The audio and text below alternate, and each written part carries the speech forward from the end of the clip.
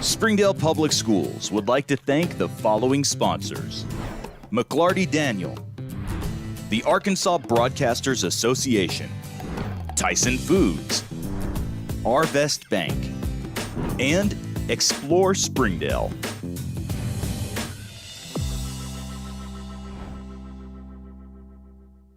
If you want fast, easy, and affordable service, visit McLarty Daniel. Keep your vehicle running like new in our state-of-the-art service facilities. We know your time is valuable. Our factory-certified technicians with decades of experience will get you in and out and back on the road quickly. We service all makes and models at our 6 convenient locations in Bentonville and Springdale. Open 6 days a week. Visit McLartyDaniel.com to schedule your service appointment today. When I walk through the halls of my high school, I see the constant pressure to be a doctor, or go into business, or pursue athletics. What if there was an opportunity to be something more? Skills USA offers you an opportunity to explore careers that matter, careers that we need now. Hands-on trade skills like electrical engineering, construction manufacturing, architectural drafting, and even television productions. With Skills USA, you can gain these essential skills that allow you to bridge the gap from education to careers right out of high school. Skills USA. Champions at work. Ballpark Franks got their start in 1957, right here in the ballpark.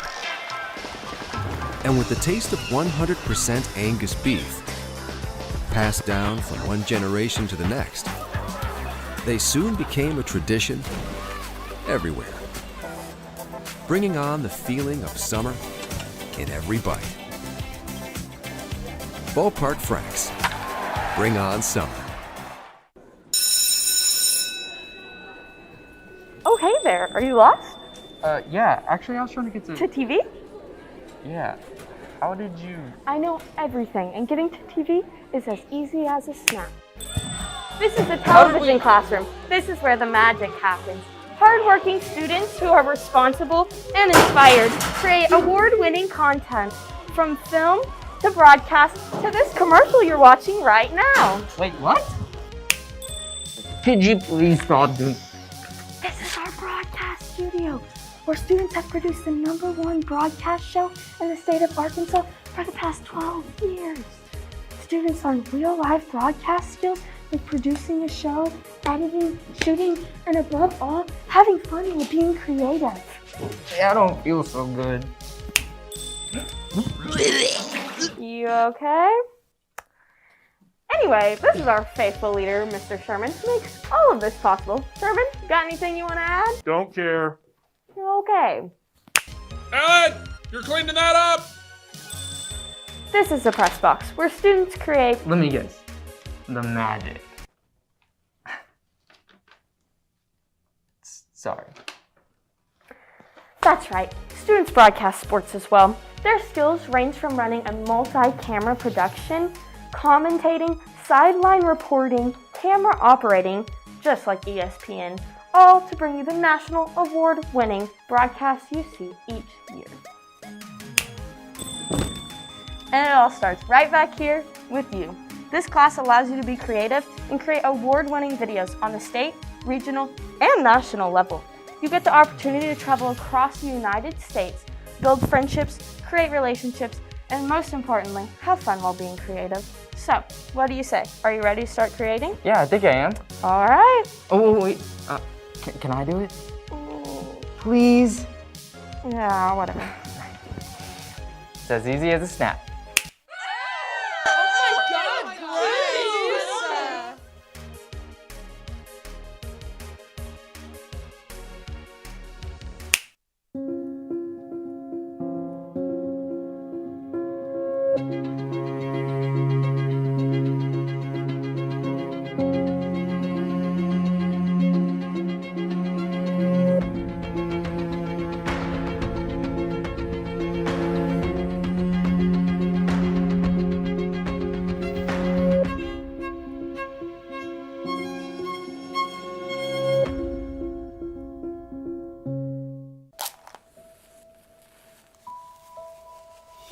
Every day, about 3,900 children aged younger than 18 try their first cigarette, and about 1/4 of them become regular daily smokers.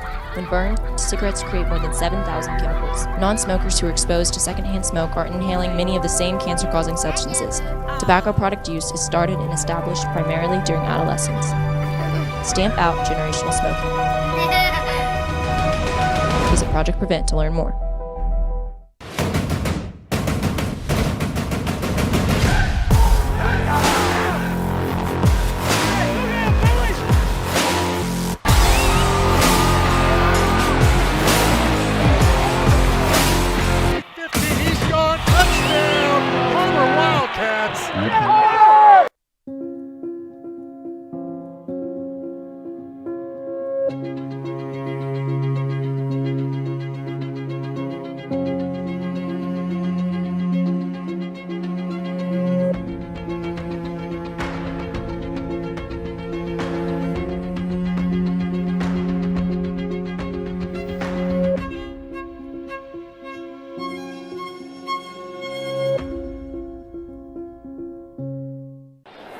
Experience everything Springdale has to offer. Visit ExploreSpringdale.com or download the new Explore Springdale app. It's the best place to discover all there is to do and see in Springdale. We'll help you explore our many eateries and attractions and introduce you to our shopping, arts, parks, and trails. You'll also find links to our great hotels and meeting venues. Download the new Explore Springdale app or visit ExploreSpringdale.com to begin your Springdale adventure.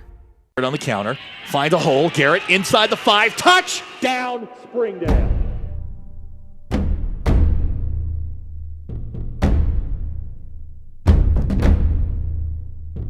Shot good! Wide open Trey Smith, touchdown Har-BER Wildcats!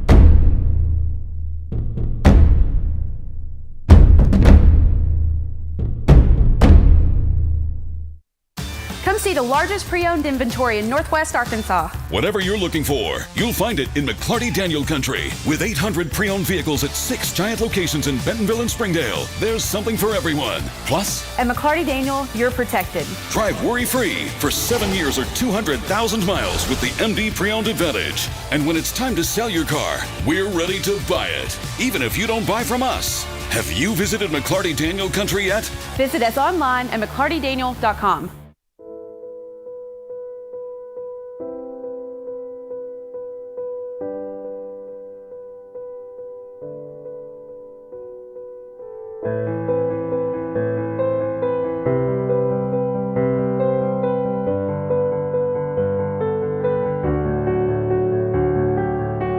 Smoking doesn't just affect you. It affects the ones you love most. Don't let the future be influenced by your bad decisions. Visit Project Prevent to learn more. During the Great Depression, nothing came easy. But with just 5 cents, an old truck, and a load of hay, John Tyson and his family found a way to deliver quality chicken to other hardworking people. Today, Tyson continues to find new ways to help put a chicken in every pot. Because people deserve farm-raised chicken of the highest quality. At Tyson, we remain committed to this simple promise: to always keep it real, to always keep it Tyson.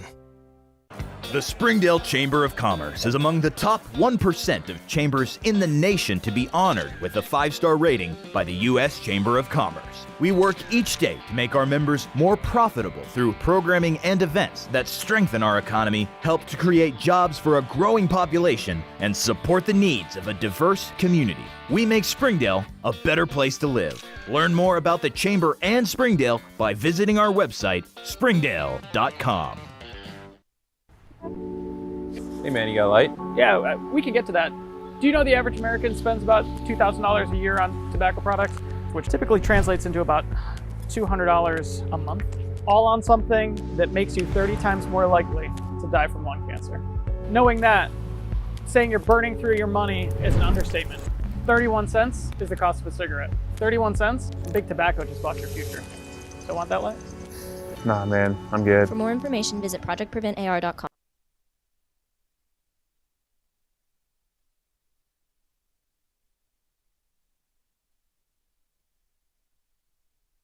If you want fast, easy, and affordable service, visit McClarty Daniel. Keep your vehicle running like new in our state-of-the-art service facilities. We know your time is valuable. Our factory-certified technicians with decades of experience will get you in and out and back on the road quickly. We service all makes and models at our 6 convenient locations in Bentonville and Springdale. Open 6 days a week. Visit McClartydaniel.com to schedule your service appointment today. When I walk through the halls of my high school, I see the constant pressure to be a doctor, or go into business, or pursue athletics. What if there was an opportunity to be something more? Skills USA offers you an opportunity to explore careers that matter, careers that we need now. Hands-on trade skills like electrical engineering, construction manufacturing, architectural drafting, and even television productions. With Skills USA, you can gain these essential skills that allow you to bridge the gap from education to careers right out of high school. Skills USA. Champions at work. Ballpark Franks got their start in 1957, right here in the ballpark. And with the taste of 100% Angus beef, passed down from one generation to the next, they soon became a tradition everywhere, bringing on the feeling of summer in every bite. Ballpark Franks, bring on summer. Oh, hey there. Are you lost? Yeah, actually I was trying to get To TV? Yeah. How did you... I know everything, and getting to TV is as easy as a snap. This is the television classroom. This is where the magic happens. Hardworking students who are responsible and inspired create award-winning content, from film to broadcast to this commercial you're watching right now. Wait, what? Could you please stop doing... This is our broadcast studio, where students have produced the #1 broadcast show in the state of Arkansas for the past 12 years. Students learn real-life broadcast skills like producing a show, editing, shooting, and above all, having fun with being creative. I don't feel so good. You okay? Anyway, this is our faithful leader, Mr. Sherman, who makes all of this possible. Sherman, got anything you want to add? Don't care. Okay. Ellen, you're cleaning that up! This is the press box, where students create... Let me guess. The magic. Sorry. That's right. Students broadcast sports as well. Their skills range from running a multi-camera production, commentating, sideline reporting, camera operating, just like ESPN, all to bring you the national award-winning broadcasts you see each year. And it all starts right back here with you. This class allows you to be creative and create award-winning videos on the state, regional, and national level. You get the opportunity to travel across the United States, build friendships, create relationships, and most importantly, have fun while being creative. So, what do you say? Are you ready to start creating? Yeah, I think I am. All right. Oh, wait. Can I do it? Please? Yeah, whatever. It's as easy as a snap.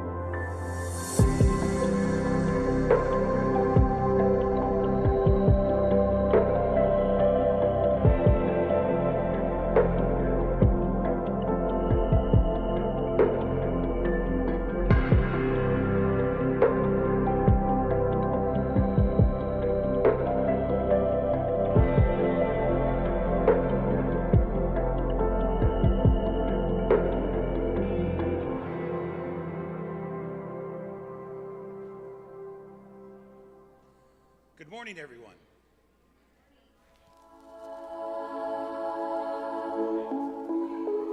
What a blessing it is to have you all here today.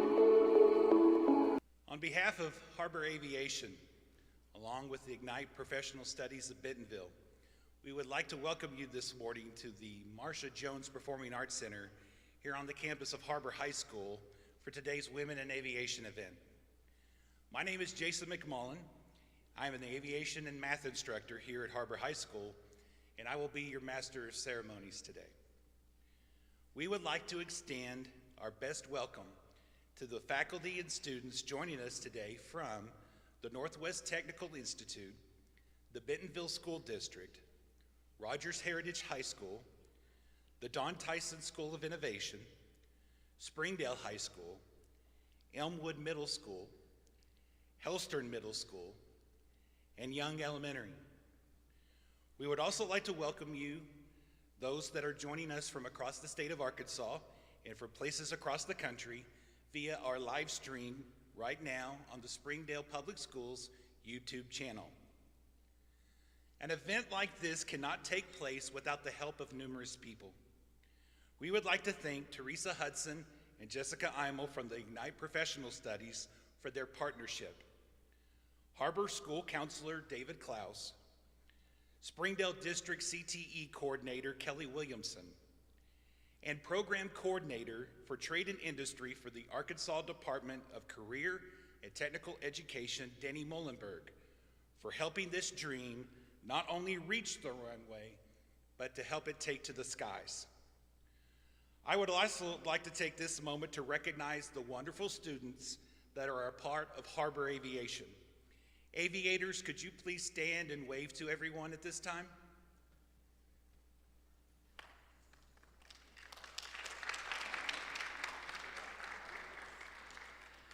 These young ladies and gentlemen have answered every call to action, giving their time, energy, and best efforts to make our program successful. As your advisor, I could not be any more proud of what you have accomplished in such a short time. We would like to thank the sponsors, the many sponsors of today's event.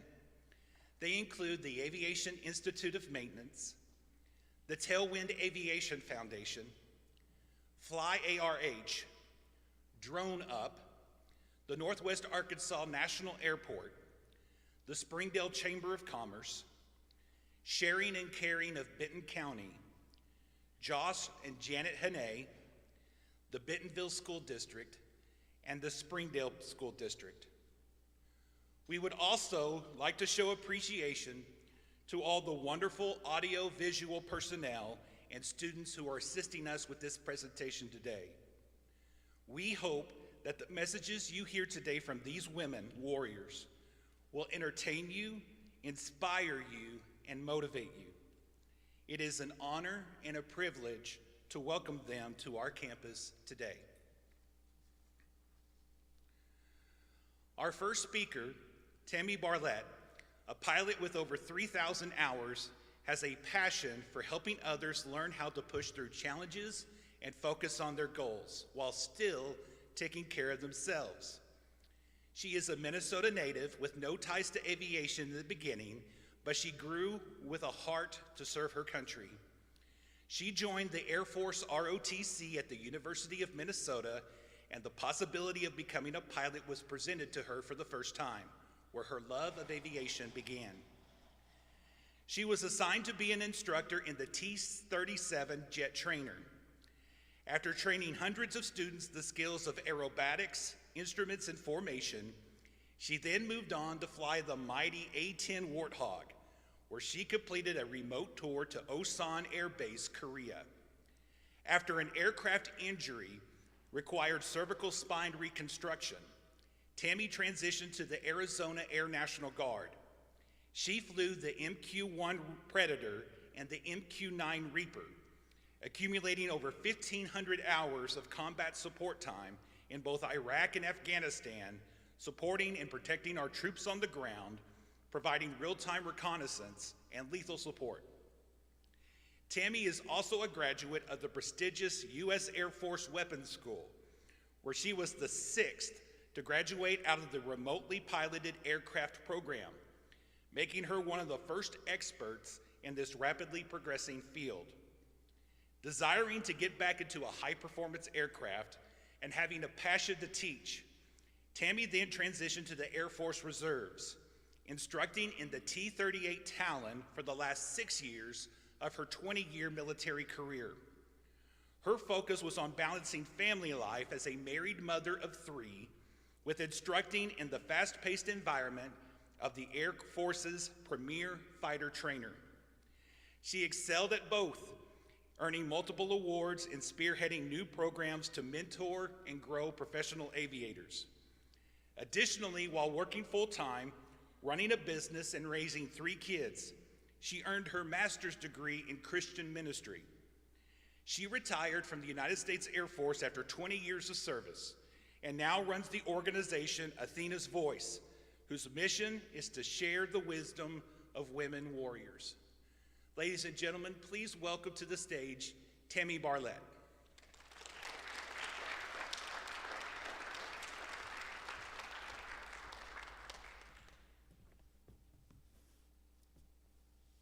When I was just 28 years old, I found myself in the skies over the peninsula of South Korea, essentially operating a crippled flying tank that carried explosives. Not exactly a situation most people find themselves in, do you agree? So how on earth did I get myself here? As a young Air Force pilot, I was selected to fly the A-10 Warthog. The A-10 is a single-seat attack aircraft, and its primary role is to provide lethal support to our troops on the ground. If our soldiers find themselves under attack and they need help, who do they call in? The A-10s. It carries a multitude of weapons, bombs, missiles, rockets. In fact, the entire aircraft is built around a 20-foot Gatling gun that holds 1,150 30-millimeter rounds. And the cockpit, it sits in a titanium tub to protect the pilot from enemy fire. Courage? Pretty much a requirement for the job. You know what else it takes? The proper perspective. In order to be successful at whatever it is we're trying to accomplish, and I'm talking about all of us now, we must continually fight our tendency to become circumstance-focused and stuck in the problem. We need to shift our perspective back to the big picture, the mission at hand. Whatever that mission may be, whether that mission is flying an A-10 in combat, trying to complete a huge project for a class you have, or simply just trying to get up and off to school on time. 18 years ago, I was almost done with fighter jet training in the A-10 Warthog when I was handed a piece of paper, shut in a room with 8 guys, and told, you stay in there until you figure this out. Now, I don't mean to be quite so dramatic, because those 8 guys, they were just my classmates. But that piece of paper, it mattered. On it, it listed 9 locations around the globe. Some of them were really cool. Some of them, not so cool. It was where we were gonna go once we graduated from our training, where we would fly the A-10 for the first time in combat, in a combat squadron. And we, as A-10 students, had to decide amongst ourselves who got to go to what location. So what do? Simple. You just play a game of chance and you roll some dice, of course. Isn't that what you would do? To figure out where you're gonna live next? Probably not, but it is literally what we did. And I roll Korea. A few months later, I am in Korea, finally scheduled to fly. At this point, it has been over 3 months since I've flown the A-10, and naturally, I'm a little bit anxious. but I am so excited to finally get back up in the air. Now, one interesting fact about the A-10 is, as I told you, it is a single-seat aircraft. But there are no two-seat training models, which means the first time you fly it, well, every time you fly it, you're solo. The flight brief goes long, standard, but that doesn't mean I'm given any extra time to meet the scheduled takeoff time. So now I need to rush, and I hate rushing, because rushing leads to broken habit patterns, which can lead to switch errors, which in my world can be deadly. I walk around the jet, check things over, and I hop in. Takeoff and departure are smooth and uneventful. But soon, I'm scanning my gauges, and I notice that my oil pressure is jumping around. Not normal. So I hop on the radio and I tell my flight lead that my oil pressure is acting strange and that the gauge is all over the place. He simply said, "Copy that, keep an eye on it." Okay. Well, I did keep an eye on it. Such a close eye, in fact, that even before I got a light on my caution panel telling me that I did in fact have a serious problem with my oil system, I was back on the radio telling my flight lead that I need to shut this engine down. I can hear the tension in his voice, because now he knows there is a serious problem. But I'm calm and confident. There's a procedure for this emergency. I know it, and I've practiced it in training. I am not letting myself become circumstance focused, and I shift my perspective back to the big picture. How? 2 ways. Small steps. The first step is I apply a technique I learned very early in pilot training. I was taught, when you start getting overwhelmed, remember, aviate, navigate, communicate. It sounded very simple. I thought, well, yeah, of course. So what does it mean? Aviate. Fly the plane first. Make sure you're not gonna hit the ground. You're not gonna hit anything attached to the ground or another aircraft, and you're flying at an airspeed that keeps you up in the air. Navigate. Now, you've done that, figure out where you're going. You've done that, now let's talk. Talk to people. You have to do it in that order. If I talk first and I don't fly the plane, what bad things happen, right? So I applied that. It seemed almost too simple, but it's helpful. The second thing I did was I changed my mission. My mission is no longer to go out and practice maneuvers in the jet. It is simply one thing, and one thing only: to land this plane safely. As pilots, we know that things don't often go as planned, and maintaining a mission-focused mindset requires that we plan and train for the unexpected. And we're psychologically agile, able to shift our focus when circumstances dictate. I open up my checklist, and step by step, I apply the procedures, talking my flight lead through everything I'm doing as I do it. I'm taking the left engine, and I'm pulling it back to idle. I'm taking the left engine, and I'm shutting it down.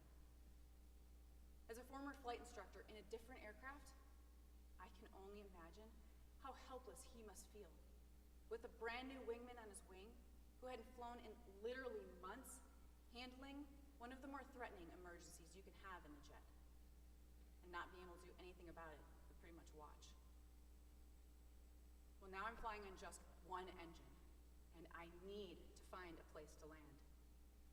Kunsan Air Base is closer than my home base of Osan, so we head that direction. I need to be smooth on the controls and watch the airspeed like a hawk. It is vital that I fly smooth enough and fast enough on just one engine to keep this jet in the air. And during landing phase, when thrust on the engine changes as I slow down, I need to control the yaw. I don't want yaw. Yawing is essentially one wing flying more forward than the other, hence the aircraft gets slightly canted. If proper rudder pedals are not used correctly to control this yaw, the aircraft can depart controlled flight and spin right into the ground. I maneuver the aircraft carefully and skillfully, and I land safely on the runway at Kunsan Air Base. Our maintenance team drives down later that day, and they discover that I had a faulty oil valve. Whew. No switch errors for this pilot today, thankfully. Late the following afternoon, they get the jet fixed. I hop in it, fly it back to Osan, and I'm greeted by the bros in the squadron with handshakes and even hugs and comments like, "Awesome job. The last pilot to get into that situation crashed the jet." The shutting down an engine in flight is considered a major emergency. Yet, everything in that story seems pretty smooth and uneventful, doesn't it? How can something that is considered a major emergency be smooth and uneventful? The answer? A mission-focused mindset. More often than not, we become circumstance-focused and stuck in the problem, which can significantly decrease our overall effectiveness or make us completely ineffective and essentially frozen. Now I'm going to go through that scenario again one more time, this time with a different ending.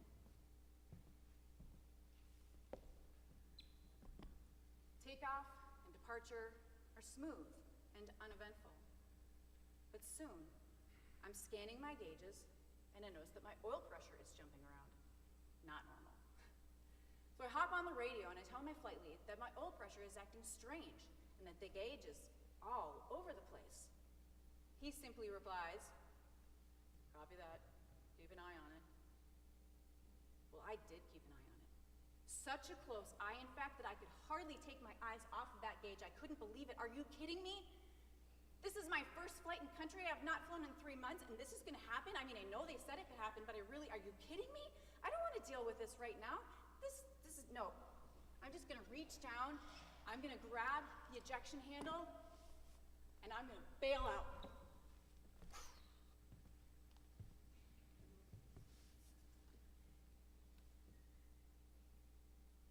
Doesn't make a lot of sense, does it? Seems a little, whoa, right? Yeah? Yet, that right there is so often what we do in life. We bail out before we really give it our all. And there are unintended, unexpected consequences to those decisions, just like there is in flying. A pilot will pull up to 9 Gs in an aircraft. That's extremely painful. 9 Gs is a lot. Now to give you some idea, a roller coaster pulls about 3 to 4 Gs. You know, when your arms are heavy, you can't really move your head. That's 3 to 4. Upon ejection, a human body is subject to an instantaneous 14 to 15 Gs. You are not in the proper position when that rocket shoots you up the rail and you could break your neck. And that parachute is packed by a human being. I packed that one. You saw it didn't work very well. It might not open. What if it doesn't open? Or let's say it does open. Now you're floating right into enemy hands. Or maybe you're in training, your parachute opens, you're floating down, and you're gonna land in a field of prickly pear cactus. All unintended, unexpected consequences of a decision. So, next time you find yourself in a challenging situation, something you didn't expect, instead of reaching for your ejection handle, I simply want you to grab one of these. Those in the front, you know what this is? Say it. It's a Pez dispenser, yes. Now, you don't have to get a Wonder Woman Pez dispenser. I've learned there's hundreds of different kinds of Pez dispensers out there in the world.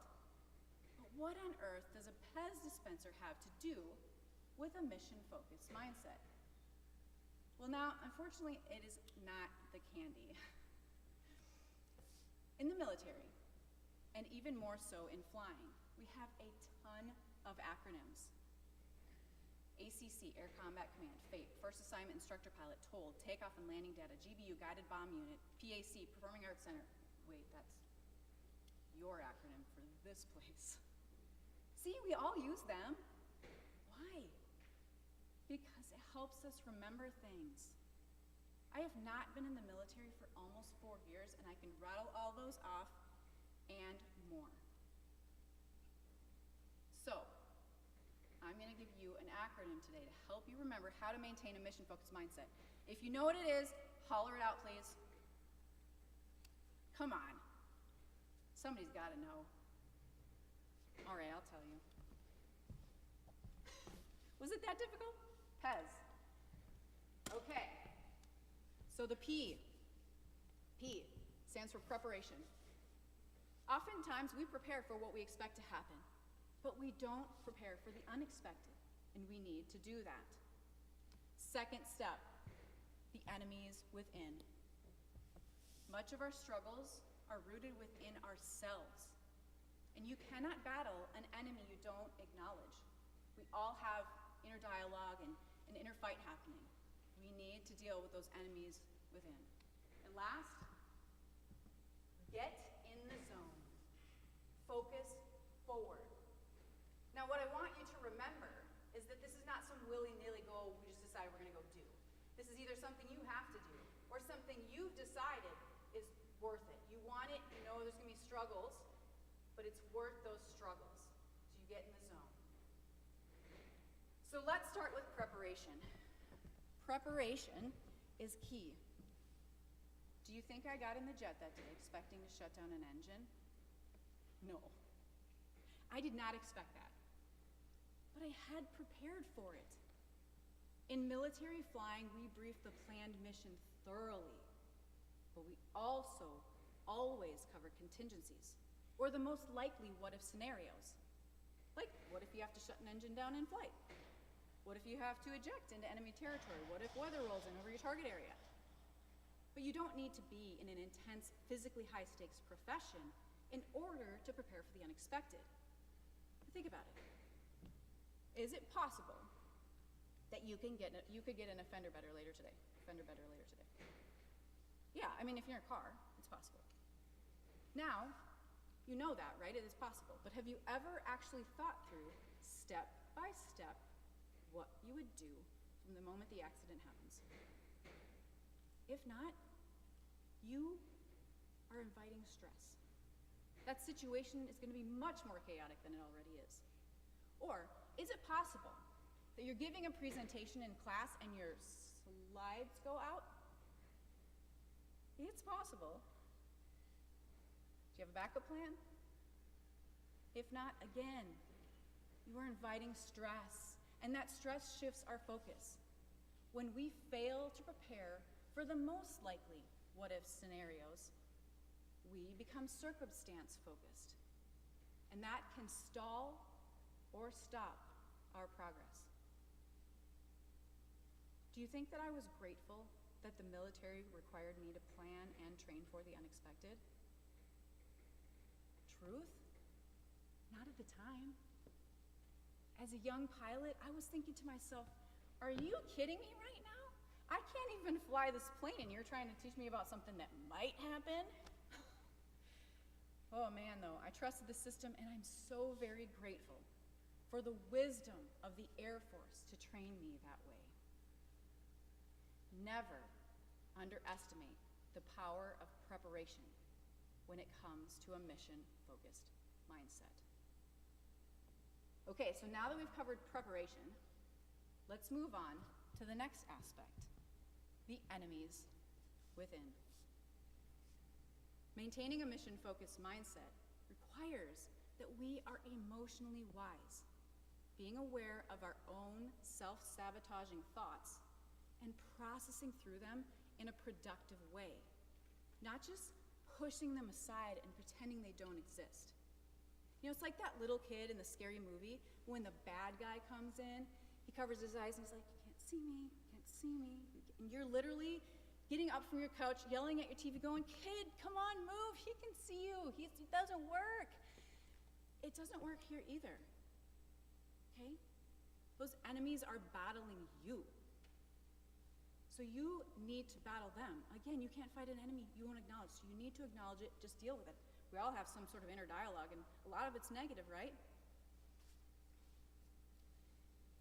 When I was 11 years into my aviation career, I had one of those moments that was so shocking to me that I remember exactly where I was and exactly what I was thinking. Due to an aircraft injury requiring cervical spine reconstruction, I am now flying the MQ-1 Predator, a remotely piloted aircraft, or RPA, often referred to by my least favorite term, drone. I am 5 months pregnant with baby number 2, driving home from work, when my cell phone rings. I look down and see that it's my squadron commander, so I decide I should probably pull over and take this call. He doesn't usually call me. Well, come to find out, he wants to know if I would be interested in attending U.S. Air Force Weapons School in 7 months. I look down at my soccer ball-shaped belly, quite literally, and I almost instantly say, F no! Now, for someone who rarely swears, that alone speaks volumes about what I thought about this request. And I did not do that because I knew that was an emotional response, and I needed to remain professional. To give you some perspective, U.S. Air Force Weapons School is known as one of the most elite training programs in the military, where some of the most gifted warriors of the sky are hand-selected for this PhD level program, where they learn the art of the most integrated combat. You could think of it as the U.S. Air Force's version of Top Gun. And maybe you know how I felt. Yeah, the situation might be unique, but the feelings aren't. Maybe you have been asked to apply for a leadership position in an organization you didn't think you had the credentials for, or lead a project you didn't think you had the experience for. That is exactly how I am feeling in this moment. I drive home in utter disbelief. Me? Weapons school? I hardly think I am weapons school material. Wait, hold on. I know what one of you out there is probably thinking. You're thinking to yourself that this story doesn't make any sense. A fighter pilot who lacks confidence? Nah, it can't be. Have you ever heard the joke? How do you know someone's a fighter pilot? Anyone? Oh, don't worry, they'll tell you. Well, not all fighter pilots live up to that stereotype. And even if they do, they likely still suffer from imposter syndrome from time to time. It is extremely common, even amongst really successful people. There's just not a lot of talk about it because everybody thinks they're the only one, or maybe they don't know imposter syndrome exists and think something's wrong with them. And if you've never heard of imposter syndrome, I want you to know it's not a disease, nothing like that. It's just the way they label the self-doubt and taking credit away from yourself for an accomplishment. According to Dr. Valerie Young, an expert on imposter syndrome, you might suffer from it if you attribute your success to luck, good timing, or the ability to deceive others.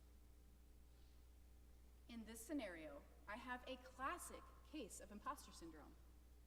I know how extremely challenging weapons school is, and I think to myself, if there is a place that will identify that my success is due to luck or good timing, maybe it isn't because of me, it's weapons school. Have you ever felt like an imposter? Maybe you attribute acceptance into some program as lucky. or you feel you got the job you landed because of good timing or knowing someone. If that's the case, you have felt a little bit of imposter syndrome. And this is the foundation of my I can't do that mentality. I can't do that. The battle within is on. But I'm prepared. Imposter syndrome, it's a known enemy of mine. And if I am going to maintain a mission-focused mindset, I must defeat it. First step, remember, small steps. First step, ensure that my emotions don't take control based on an inaccurate picture. I'm going to start with logic. Logic is usually really helpful. So I run through this weapons school scenario in my head. Okay. Training starts in July, so I'm going to have an 18-month-old and a 3-month-old. Okay, I'm just keep going. Starts in July, ends in December. That means it's 6 months long. I don't really think my husband is going to be okay with me going away for 6 months and leaving him behind with 2 really small kids. Plus, what kind of mom would do that? No. I can't do it. I can't do it. Logic is not defeating this enemy. And the challenge appears impossible to me. Now, later that night, I go home and I tell my husband about this ridiculous proposal. And he looks at me and he says, "You have to go. You have to go. You can't turn down an opportunity like this." And I said, "What? How are we going to make that work? We're going to have an 18-month-old and a 3-month-old when the training starts." And he just looked at me and he said, "We'll figure it out. We'll figure it out." He was mission-focused. He saw the big picture for my career. And although that absolutely is something I want you to take away, there is something else hidden inside that I need you to see. He believed in me. And if it hadn't been for his, not mine, his instantaneous, without a doubt, you can do this mentality, I would have never considered this opportunity something realistic. Another weapon for you to defeat those enemies within is the support of others. Society is constantly preaching at us, you need to be strong and independent and do things on your own. I 100% agree. But not all the time. We are social beings. We are meant to be connected and help each other. And I don't know about you guys, but I love helping people. I love it. Don't take that opportunity away from those who care about you to help you. It's okay. Big picture. I did apply for weapons school, and I got accepted. Pez, it keeps us focused on the mission at hand, not the challenging circumstances that are in front of your face right now. P, prepare for both the expected and the most likely what ifs. Battle those enemies within. You cannot battle an enemy you don't acknowledge, and all of our enemies look different. Which leads me to my final point. Get in the zone. Focus forward. You already decided, we're done with that. We're doing now. But during the months leading up to weapons school, my pregnant belly grows bigger and bigger. My 1-year-old daughter, she starts to walk. I am preparing to leave my family for 6 months. And I am still remotely flying combat missions in both Iraq and Afghanistan on the graveyard shift as the chief instructor pilot in the squadron. Now, if you don't know what the graveyard shift is, that is the overnight shift. And remember, I had another little baby at home. I had a lot going on, a lot. I could have easily waved the white flag and said, wait, I have no idea what I was thinking. I don't think this is such a good idea. I'm not sure if it was the hormones or what. But I didn't. Why? Because I had already decided that this was something I could and would do. And once I set my mind on something, bring it. There is no stopping me. In fact, after I had already been officially accepted into weapons school, deep into the preparation, as well as 9 months pregnant, I get called into the deputy commander's office. I assume it's another conversation about weapons school. We seem to be having a lot of these lately. And I'm right, it is. But soon, I start to notice that he's shifting in his chair, breaking eye contact. And I think to myself, what on earth is making him so uncomfortable? I mean, I don't really understand what... Oh, it's probably this huge belly right here. It seems to be making a lot of people around here extremely uncomfortable right now at this stage of the game. And I blow it off and just continue to listen. But then suddenly, it is crystal clear why he is so nervous. He says to me, we didn't really understand the caliber and intensity of weapons school when we asked you to apply. And given your current circumstances, we don't think it's in the best interest of the squadron to send you.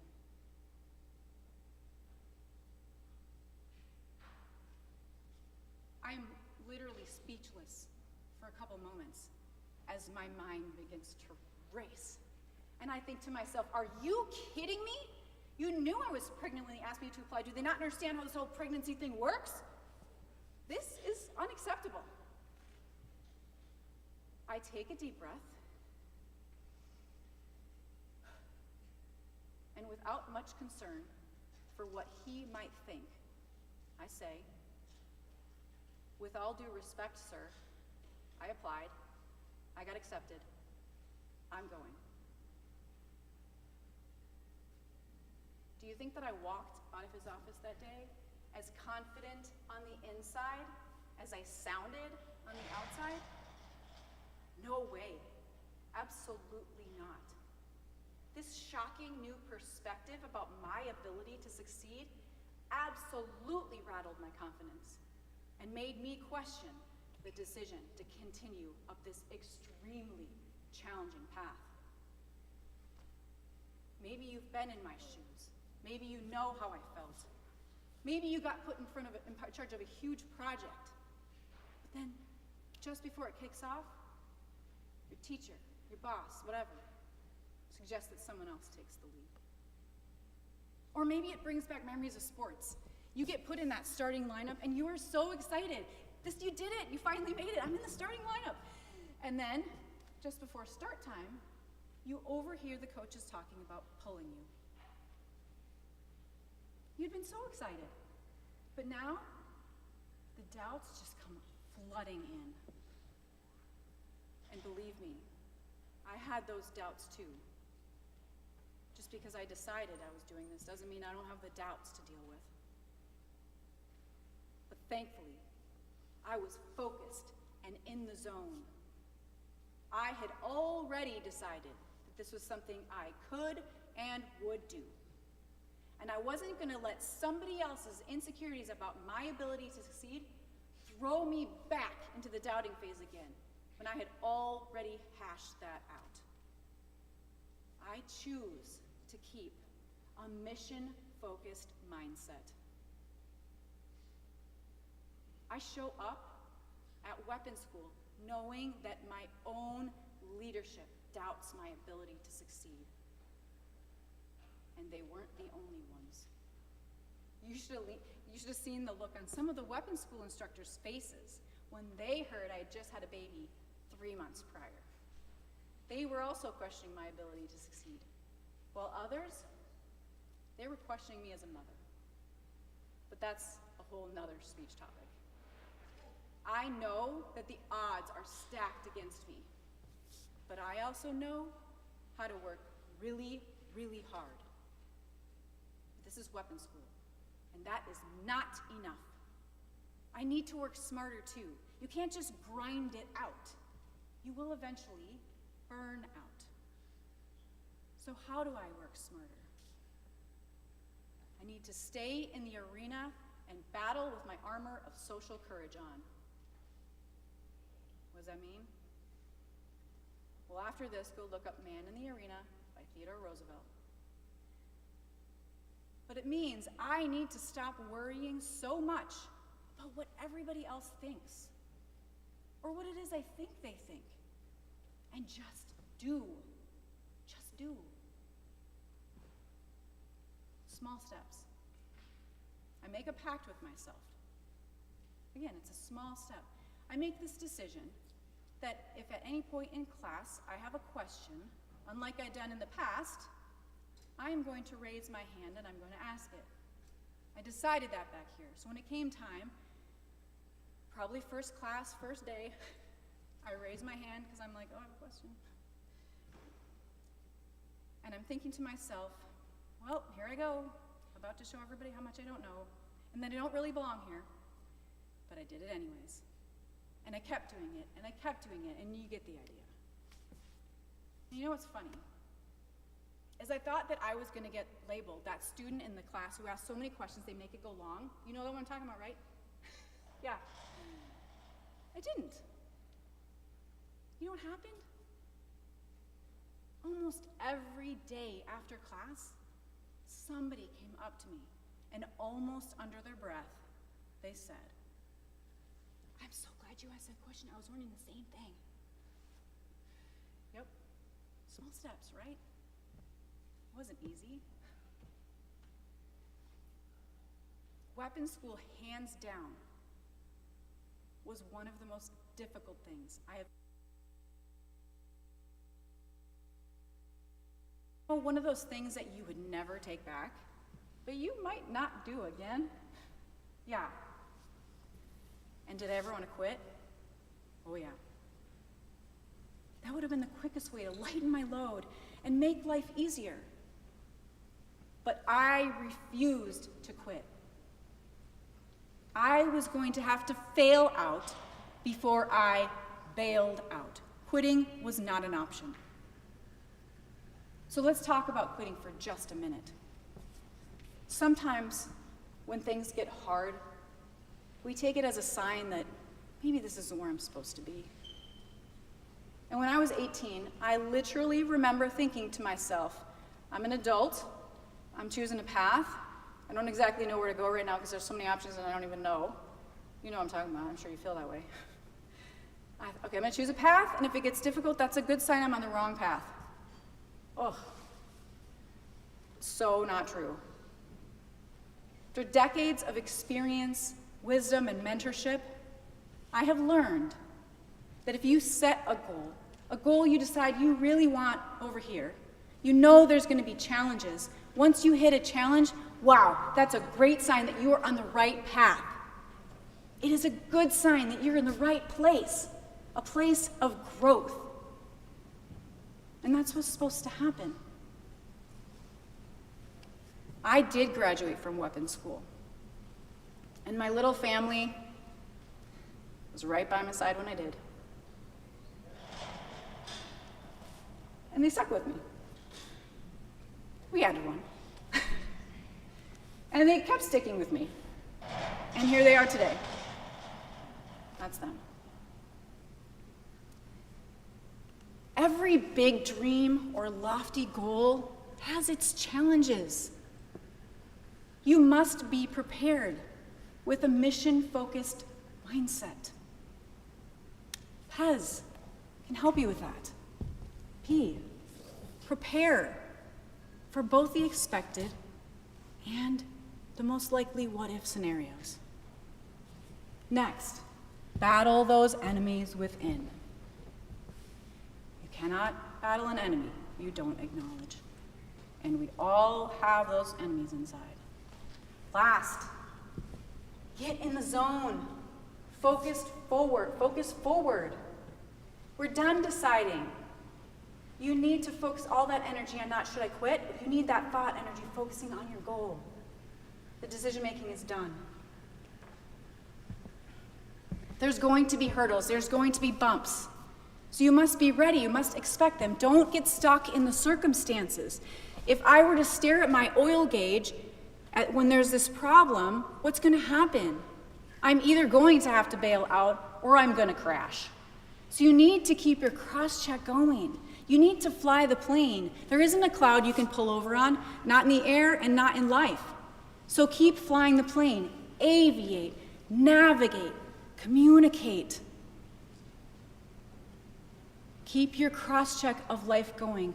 Fly that plane using a mission-focused mindset.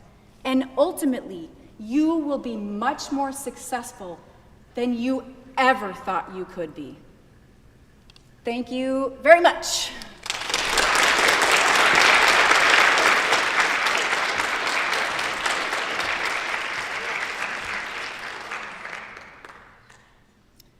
Okay, so it's Q&A time.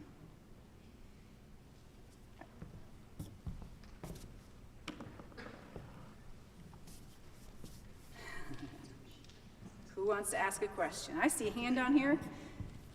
They have microphones, but I think you could just ask me. I'll repeat it, and then if that's okay. How was it like leaving your kids, and when you got back, what was their reaction? She asked what it was like leaving the kids, and what was their reaction when I came back. Well, I will clarify. I did get to go home about once a month, so I did see them. It was very difficult. I mean, the program alone is already extremely difficult, something most people don't even want to do because it's so hard. Add the kids factor in, and it's even worse. But I think one piece of advice that I can give you all is that you need to define what success is for your particular role. So if, as a parent, success to me is being with my kids every moment and seeing every step and every word, and I'm going to fail. So you have to redefine the role for you. So that's what I did. What is a good mom in this situation? I knew I was coming back. I knew they had their grandma and dad. And so it was really hard, but it took a lot of just reframing and focus. A lot of focus on what I was doing in the moment. Yeah. What was the hardest part of training? Of the weapons school training? Or I think she asked what the hardest part of training was. And there's a lot of difficult things, and I think it depends on the phase you're in. But the best answer to that I can say is that there's going to be an overwhelming amount of information. It's just, they call it the fire hose effect, trying to drink from a fire hose. You can't do it, right? You get like a drop, and everything else goes by you. And your instructors are like, but we taught you that. You're like, I couldn't catch that, you know? So it's just a matter of understanding that it's going to be overwhelming. It's kind of like one of those hurdles I was telling you about. Knowing it's going to get tough, and you'll start drinking more from the fire hose. But I think it's the overwhelming factor in all my training that has always been the biggest thing to fight. Yeah. Oh, you should. You were intimidated by the program. Were you intimidated by the males? She said I was intimidated by the program, but was I intimidated by the males? Honest answer, absolutely. In general, what I've seen in my experience with my generation is that the men outwardly are more confident than the women. And women will tend to say when they're not confident, and they'll be more forward about that. What I discovered over the 20 years of my career, though, is that what happens inside of us is very much the same. So I would sit down with one-on-one with guys, and they would be like, oh yeah, me too. Like, I would go into the squadron heritage room with all the people and be like, oh, I screwed this up today, I screwed that up today. Like, I felt like sharing would be helpful, and they typically didn't share a lot of stuff. And that you get them one-on-one and they're like, oh, I did this. And I'm like, oh, that's way worse than what I did. So yes, I did find them very intimidating, but I think what helped me the most is when I showed up at pilot training, I found myself surrounded by mostly men with engineering degrees who wanted to fly since they were 3. And I was not that. I was female. I had a degree in gerontology. If you don't know what that is, it's old people. And I just decided I wanted to be a pilot, so I felt really out of place. But I held myself in the fact that I earned my place there. I qualified like everyone else, and I could do it, even though I didn't look like them. Some of you had a question, yes? What made me choose to be a pilot? Well, I'd never thought about it. I really grew up believing I could be whatever I wanted to be. I did, but I'd never seen a pilot, and there is something to be said about seeing as believing. I showed up in Air Force ROTC just wanting to serve my country, and they said, "You're gonna be a pilot?" I said, "I don't know." And they said, "Oh wait, you can't, you had knee surgery." And I said, "Oh, okay." So I just went on my merry way. And then I went to field training, which is like boot camp-ish thing. And there was 200 cadets and one pilot, and, you know, it was a career panel, and he happened to point at me. In the whole crowd, he points at me and he says, "Are you gonna be a pilot?" And I said, "I can't, I had knee surgery." And he said, "Oh, there's a waiver for almost everything." I wish I would have learned that lesson that day, but I didn't. Come to find out, I didn't even need a waiver. But I just said, "Oh, that sounds fun." I was a gymnast, a tree climber, a roller coaster kid. Like, it was perfect. This sounds like a fun job. I can go fly in the clouds instead of sitting in a desk with no windows. Awesome. That's kind of how it happened. It just was exciting. I saw a hand. I'm trying to do this in order. If I on my right. Let's see. And yes, no glasses. Oh, you both have glasses. Darker glasses. Stand up. You, yes. You have it on. You have your thing around your chest here. Yes, you. Stand up. Ask me. How old were you when you flew your first plane? Oh. 21. So you don't have to choose right now. Okay. Next year and then next will be you. What's your favorite part of Oh. I love formation.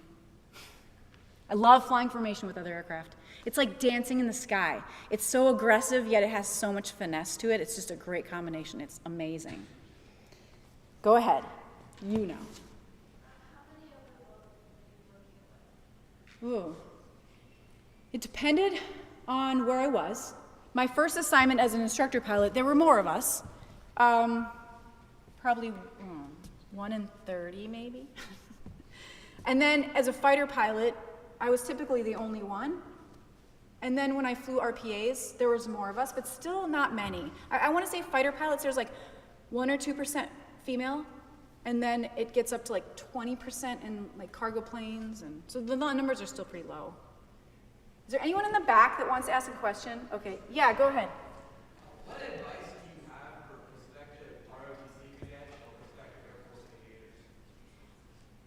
Work hard, keep an open mind, and don't be intimidated by other people's achievements. I think, just keep your eye on that goal. Make sure, I would say that one thing is make sure you set your goal and you know it.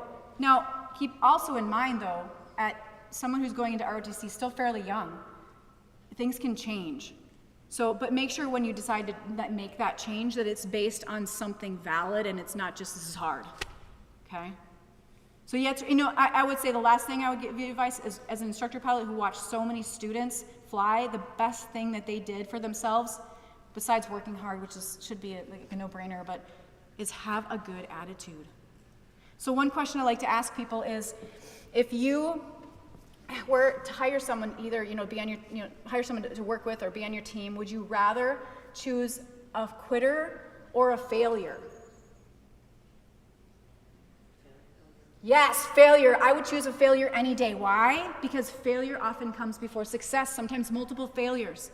But quitters, that's often their MO, their mode of operating, that's what they do.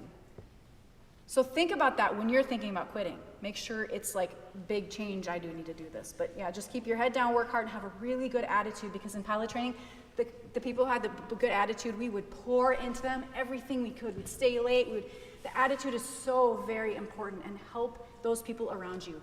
Your leadership, no matter where it is, your teachers, your instructor pilot, they see you helping other people. And it helps you learn too. Okay, anyone else up there before I go back down here?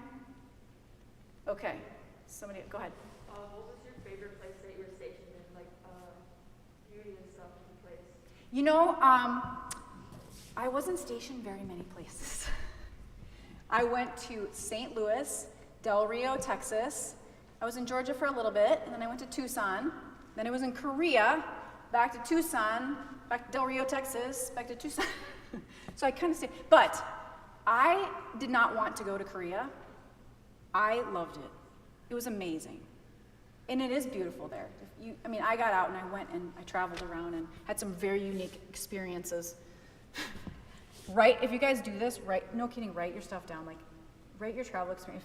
Even if it's not like flying or military, you're gonna forget. And I have some such really beautiful, unique experiences. I'm like, oh, I didn't remember that. So, anyone else have a question? Cool. Well, remember, when you set a goal, you have to have your expectations in the right place, okay? It's not always going to be smooth and, turbulence-free. It's gonna get bumpy. You don't know what those things are that are gonna get in your way, whether it's gonna be something personal, that maybe somebody dies, or maybe you get sick, or if it's gonna be academic. But remember, you set that goal for a reason. When it gets tough, keep pushing and fail out before you ever bail out, okay? Thanks, guys. Have a good day.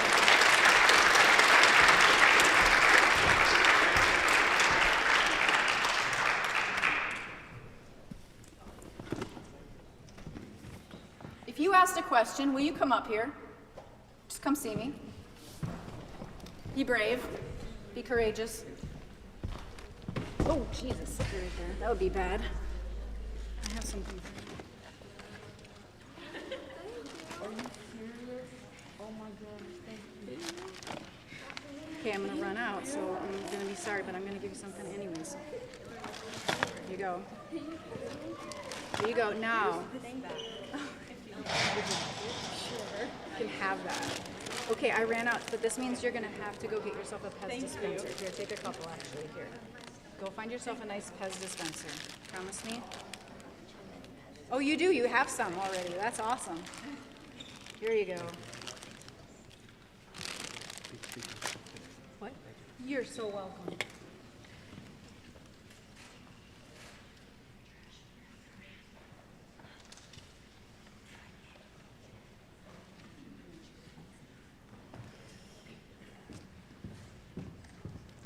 I'm gonna take my cockpit.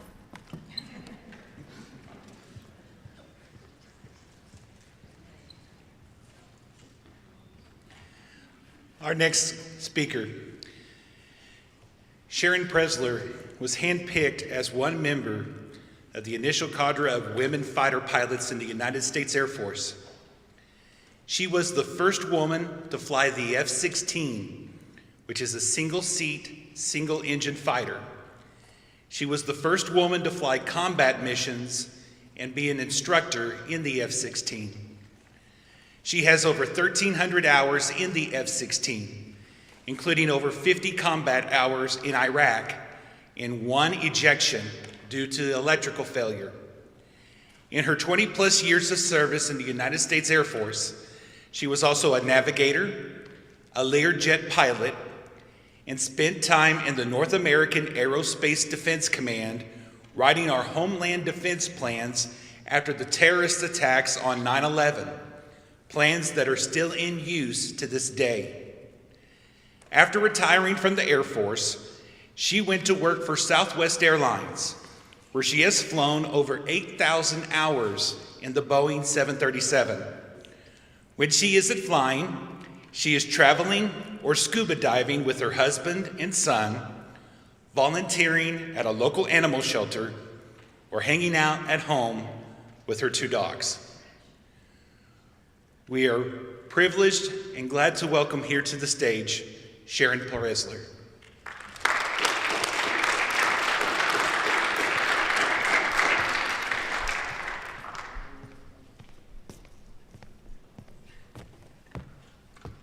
I would rather fly with a less qualified man on my wing than a woman. General McPeak said that in 1993. The Chief of Staff and the #1 fighter pilot in the Air Force. I would rather fly with a less qualified man on my wing than a woman. Wow. Can you imagine your principal or your teacher or anyone you look up to saying something like that today? I can't. But that doesn't mean some people still don't think that way. Well, despite General McPeak's preferences, it was 6 months later when Congress changed the combat exclusion law and women were allowed to fly fighters. Yes.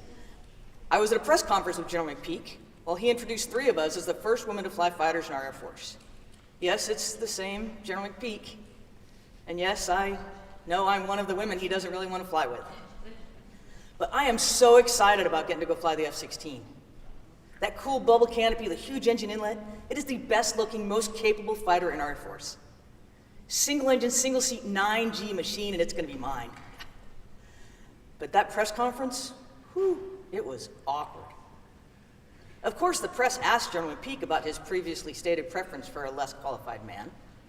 It was his chance to step up and lead, to pave the way for us with our future fellow fighter pilots, to help them understand and maybe accept the fact that allowing women to fly fighters was gonna make the Air Force better, that gender-neutral fighter pilot selection would make sure that we had the best team going forward. So what did he say? It's possible I may have been wrong. Whew. I was hoping for a little more support than that. So how do you give your people the support they deserve? How do you build a welcome and inclusive environment? There's basically 3 groups that affect any organizational culture. There's the leaders, and I'm talking about leaders at every level, not just the principal or the club officers. And there's the members of the similar group, and I define those as people that have some characteristic in common, whether it's gender or race or age or anything. And then there's members of the diverse group. And the diverse group, quite simply, are different from the similar group. Makes sense, right? Now, in my flying career, I was almost always in the diverse group and often in the leaders group, because you can be in more than one group at once. But then when I went back to school recently to get my master's in psychology, there were more women than men in my classes, and I found myself in the unusual position of being in the similar group. And it's important to understand that just like I did, you can move between the groups based on whatever situation you're in.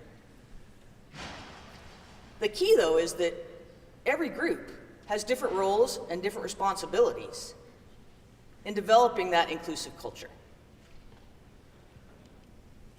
Now, why is inclusion so important to me?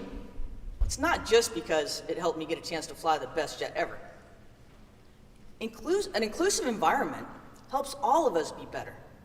And I'm talking about a truly inclusive environment, not quotas or forced diversity, but a place that makes everyone feel welcome, that lets us value different perspectives, and helps us be ourselves and feel worthwhile and welcome.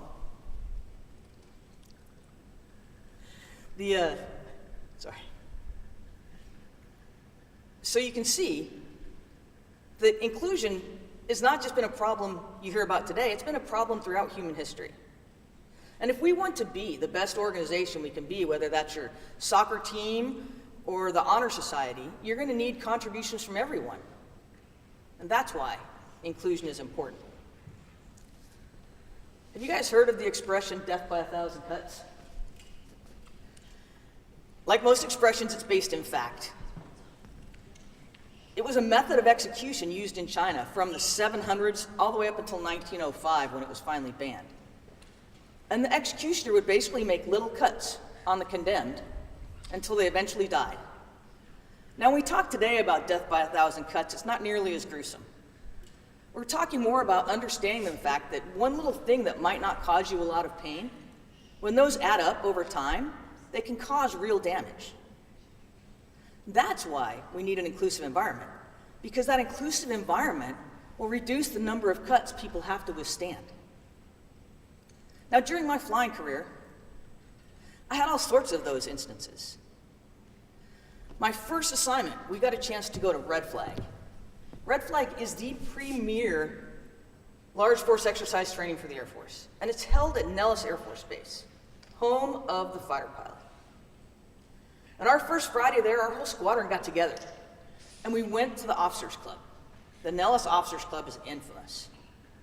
And we walked in as a group, And that place is packed with fighter pilots and their wives and girlfriends. And I am the only woman there in a flight suit. Now in the military, you can see we have badges and patches on our uniforms, and those badges tell our story.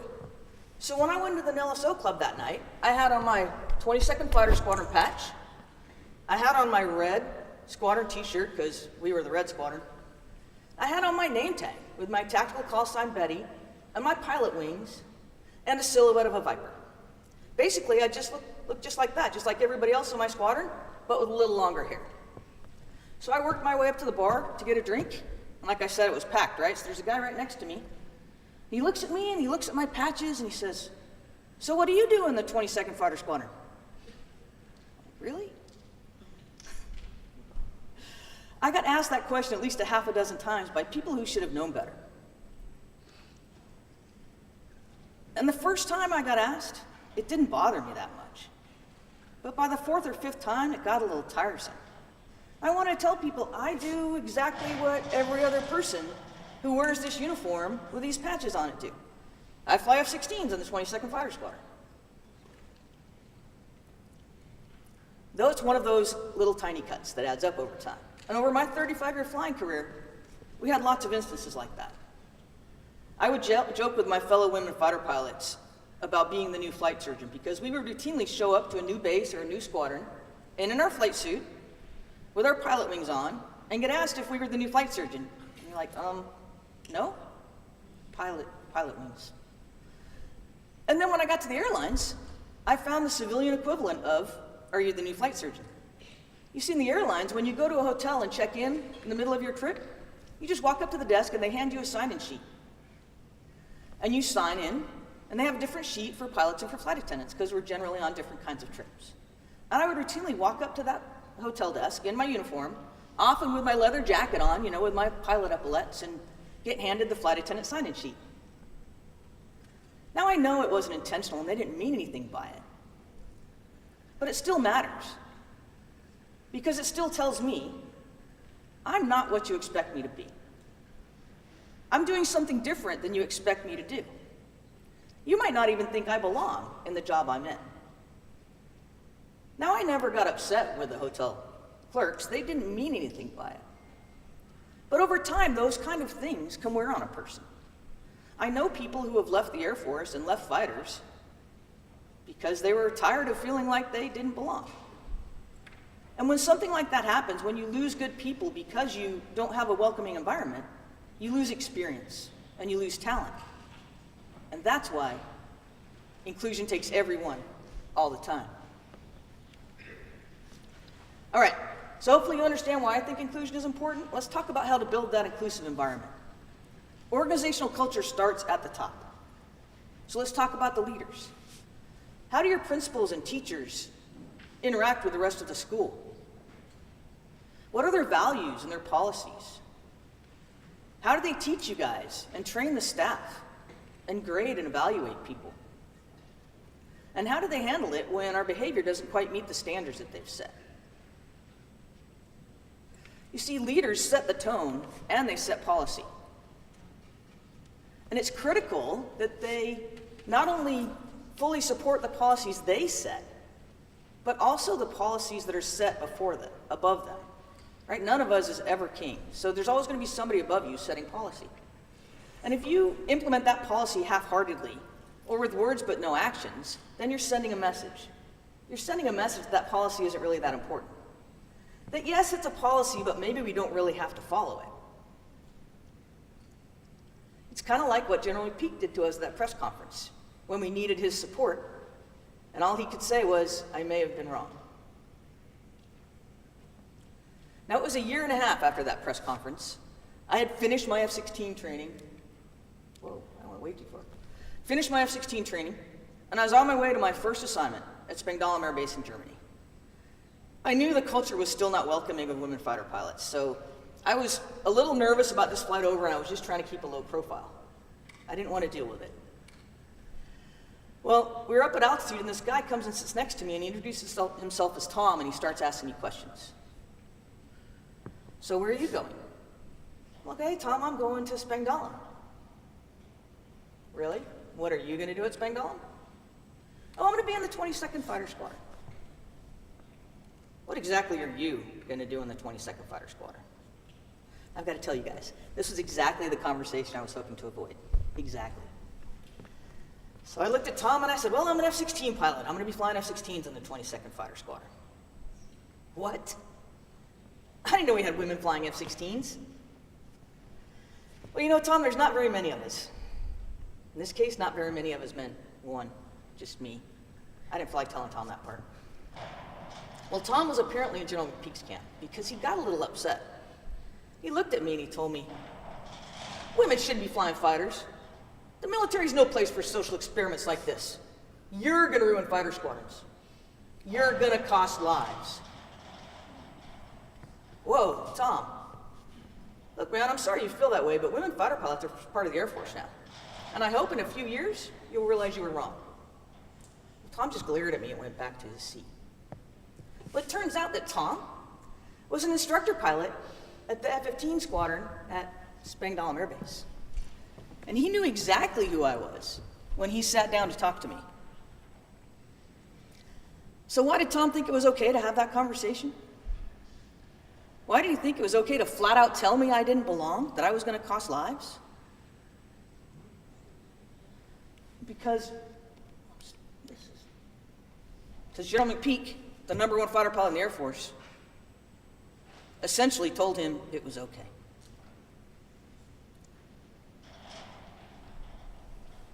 So you can see how critical leaders are in setting the tone for a squadron or any organization.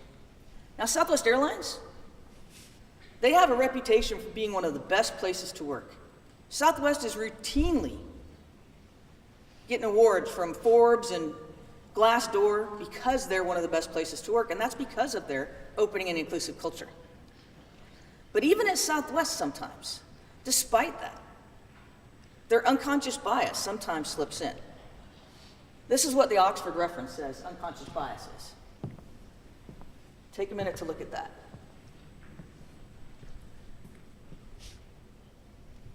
And the interesting part of this definition to me is unintentional selectivity.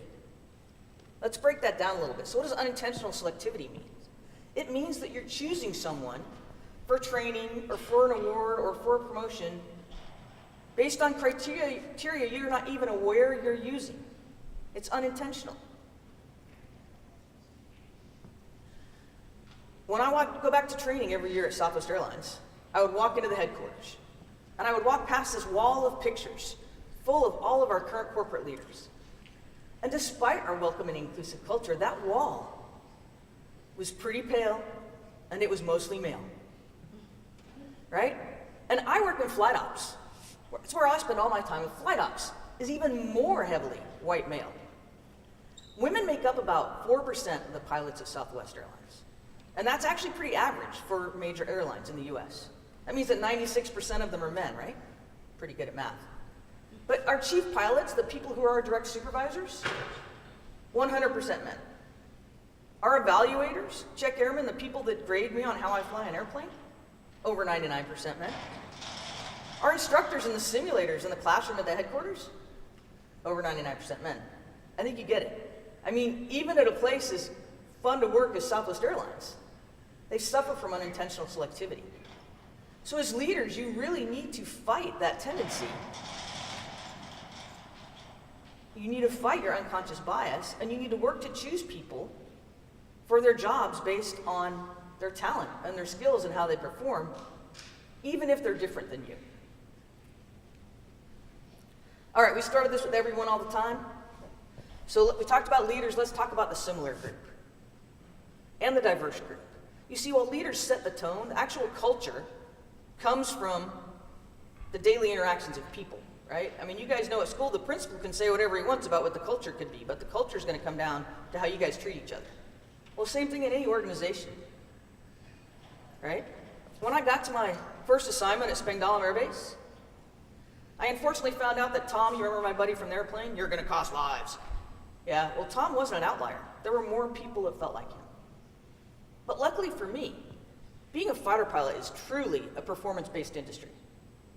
And once people saw that I could fly the jet, I was accepted by most of my squadron.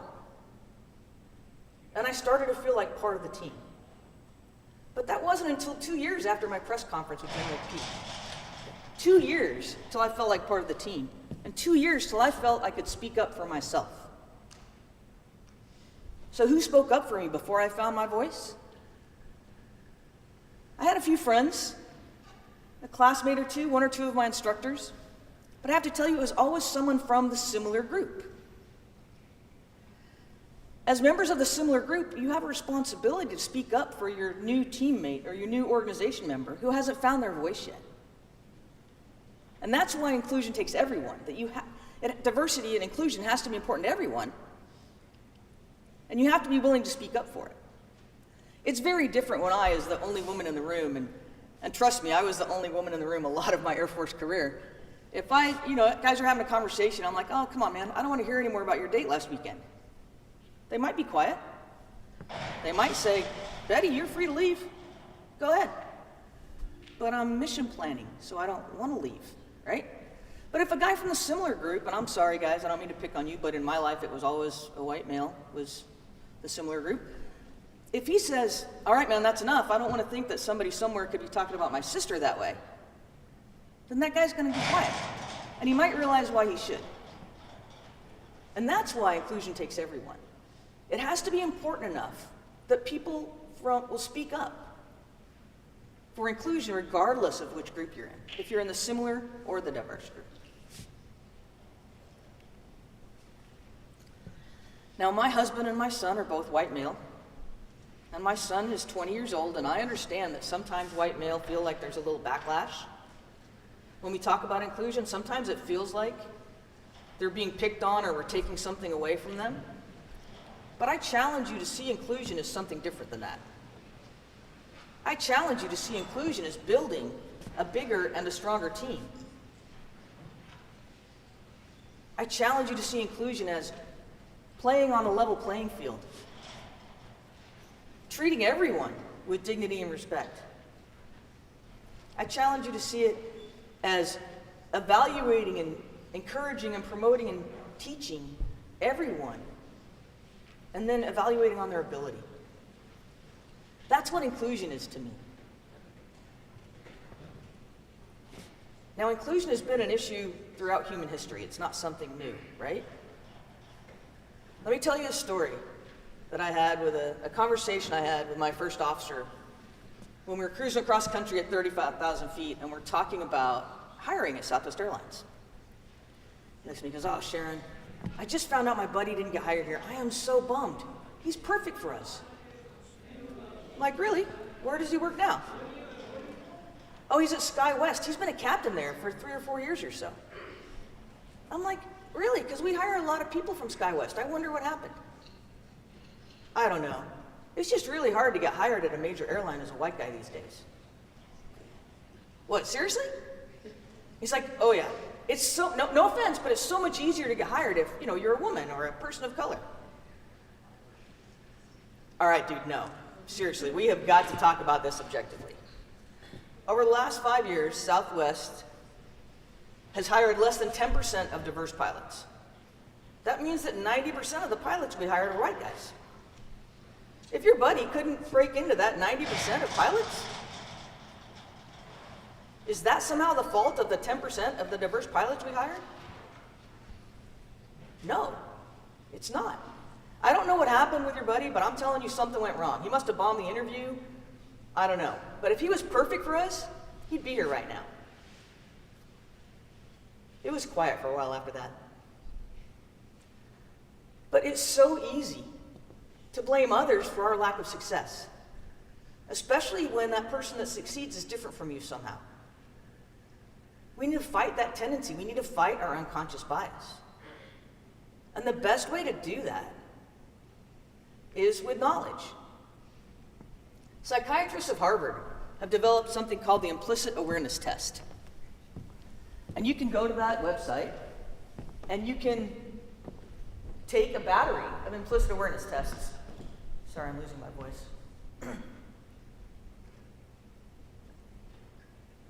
You can take a battery of implicit awareness test, and they have about everything. They have one now about presidents, which is hilarious. And you can learn about your unconscious bias. And it might be uncomfortable. You might not like what you hear. When I took it, I was sure that I knew everything there was about bias, right? I've seen it my whole life. I've learned to fight against it. But no, even I have unconscious biases. I think everybody does. But knowledge is power. So if you learn about what your biases are, you can get them from your unconscious mind into your conscious mind. And then you can fight against them when you're aware of them. I encourage you all to do that. It's very interesting, very interesting. Now that I've retired, I get to talk to my fellow women fighter pilots a little bit more. And they might talk to me a little more freely since I'm not in the Air Force anymore. And it's a little sad because some of the stories I'm hearing from them tell me that they're still fighting some of the same attitudes and some of the same issues that I worked against 29 years ago. And now I'm not trying to say I'm old, but some of these women I'm talking to, they weren't even born yet when I had that press conference with General McPeak. So the issue isn't really so much the slow pace of change. I know change can be slow, trust me. But in this case, from talking to them, it's more about backsliding. You see, we have so few women fighter pilots. 5% of Air Force fighter pilots are women. That squadrons often go a year or two without having a woman in them. And when that happens, is it okay to go back to that kind of locker room atmosphere that they had before? To tell sexist jokes? No, it's not okay. We should maintain the same professional environment in our squadrons and in our classrooms and in our offices, regardless of who's there with us. Because if you don't, then when the next woman pilot shows up in that squadron, those guys are going to have to change their behavior. If you have to change your behavior for someone, you automatically resent them. And if you resent them, they're not going to feel like part of the team. And they're going to end up fighting some of those same issues that I had to deal with. This is where the all the time portion of everyone all the time comes in. We need to maintain that same professional environment, regardless of who's in our classroom at the time, or who's walking down the hallway, or who's sitting at the lunch table. It's hard, but you can be the guy that calls out your fellow classmate who's complaining because Susie got the award and he thinks she got it just because she's a girl. Or teasing your friend because she's having, a blonde moment, right? It'll be awkward. But if you let that behavior slide, it's the same as condoning it. I'm going to say that again. If you let bad behavior that isn't in line with your values, if you let it slide, it's the same as condoning it. When we get to the point where your environment is such that a woman or a gay guy or even a baby boomer can walk into the room and nobody has to change what they're doing, when you get to that point, then you'll know you have an inclusive environment. And when you have that environment, then you'll welcome diversity because you don't have to make any changes. It's transparent. All right, so we talked about leaders and we talked about people in the similar group. What about all the diverse people, the people that don't belong to the similar group, whatever that happens to be? What are your responsibilities? Well, your number one responsibility is to represent your group well. I know you might not want that responsibility. Trust me, I didn't. You might just want to blend in. I totally get it. I was a diverse group of one for so long. I know, it's not fair. But you have to accept the fact that if you're the only person like you in a group, or one of few, then whether it's fair or not, people are going to judge your group based on your performance. Right? You might be the only person like you they've had an opportunity to work with one-on-one. I can't tell you how many times I wanted to be just a fighter pilot and not a woman fighter pilot. But when you're the only woman fighter pilot on a base of 200 pilots, it's kind of hard to blend in. So I recommend you just go out there and represent. Represent and do the absolute best you can. And while you're representing, I want you to try to avoid becoming hypersensitive and to learn to pick your battles.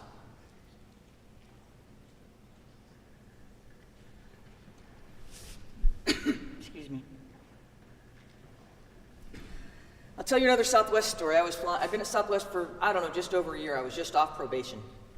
And I flew with this captain who didn't really say anything to me the first day about anything that didn't have to do with flying the airplane. And that's unusual. Normally we chit-chat about sports or aviation news or our family or where you went on your last vacation. Something. This guy, nothing at all. And I heard him on one of our stops. He was talking to a mechanic about an airplane he was going to buy. And I'm like, all right, this is it. I'm totally going to bust open the conversation. Pilots love to talk about their airplanes. So we got up to altitude on the next leg, and I went, hey, Bill, what kind of airplane are you going to buy? Citation. That was it. I couldn't even get him to talk about his airplane. I gotta tell you, as this 3-day trip went on, I got more and more frustrated. I was sure Bill just wasn't talking to me because he didn't want to talk to women pilots, and I was sick of it. By the end of the 3 days, I just wanted to yell at Bill. Dude, I am tired of this. What is your problem? What is your problem with me? What's your problem with women pilots? But I didn't. I was still kind of new, and I didn't want to get the reputation as being too aggressive, acting like a fighter pilot. Kind of have that reputation when we go to the airlines anyway. So instead, I got home, and I called a buddy of mine who works for Southwest Airlines, and I said, dude, what is up with Bill?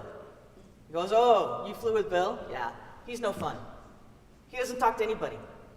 He's been flying here for so long that he doesn't like to chit-chat anymore. He just sits there like a lump. I'm like, oh, so it wasn't me. Didn't have anything to do with me. I'm sure glad I didn't yell at Bill. By giving Bill the benefit of the doubt and following up with a friend, I saved us both some hassle and some stress, right? Now, giving people the benefit of the doubt isn't a new idea.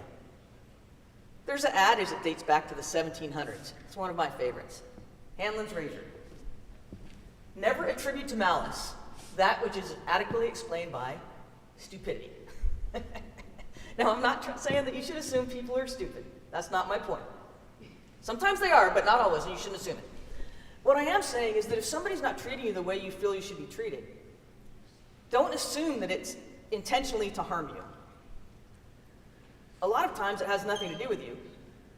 And even sometimes when it does have to do with you, it's unintentional. And if you can give people the benefit of the doubt sometimes, you can contribute to that inclusive and welcoming culture because people are more comfortable with you if you're not hypersensitive and you can give people the benefit of the doubt and see what's going on. I'm not saying don't ever battle. I mean, you heard my conversation with my first officer about hiring, right? But choose your battles. It will help build that inclusive environment, and it'll make your life a lot easier as well. So building an inclusive environment is not difficult, and it really makes things better for all of us. So I know you guys are students, so I did the Cliff Notes version. If you came in late or you weren't listening that well, all you have to do, treat people with dignity and respect. Speak up against behavior that isn't in line with your values. Know your biases and fight against them. Maintain a professional environment and give people a benefit of the doubt when you can. You guys have any questions? Inclusion takes everyone all the time.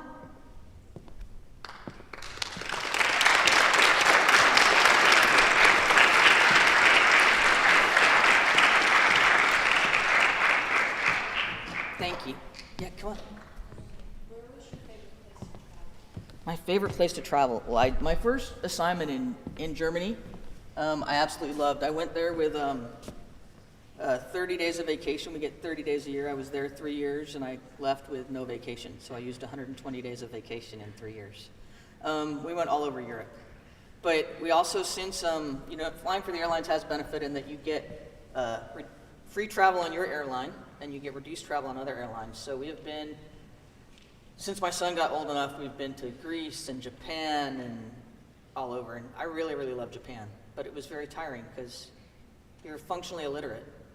You can't even read the letters, right? Because they have their own, and it's hard. But we still had a great time. Yes, ma'am. Sure. This is kind of a stupid question. Where do you work right now? I don't. I retired. I actually do have a coaching business. I do life coaching, helping young people transition to college and to their careers. Yes. In aviation, I would say that First of all, it's better than it used to be, so don't take all my gloom and doom. And I want to tell you that that first assignment in Germany, there's 3 people from that assignment that are like part of my family, that we're such good friends that we all live close to each other still, and we get together and we go on vacation together. So there's lots of good in it. And then you just have to have a little bit of a thick skin, because there's going to be those people in aviation. You know, you have a lot of type A personalities. There's going to be those people who are going to give you a hard time. Don't let it bother you. I like to say that, and this is good for everybody, not just in aviation, but you get to control who gets inside your head. You get to control whose opinion matters to you. It's hard, but you can do it. And that, I had to learn that the hard way in training, because I was struggling for a while. But yeah, in the back, right behind. Yeah.